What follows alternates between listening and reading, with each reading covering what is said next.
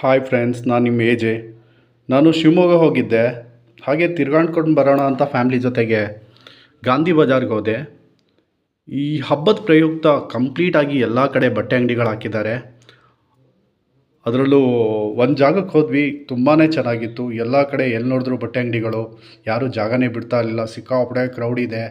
ಜನ ನುಕ್ಕೊಂಡು ಹೆಂಗೋ ಮುಂದಕ್ಕೆ ಹೋಗ್ತಾ ಇದ್ದೀವಿ. ಎಲ್ಲಿ ನೋಡಿದ್ರೂ ಬಟ್ಟೆಗಳು, ಎಲ್ಲ ಕಡೆ ಫ್ಯಾಮ್ಲಿ ಸಮೇತ ಬಟ್ಟೆ ತೊಗೋತಾಯಿದ್ರು.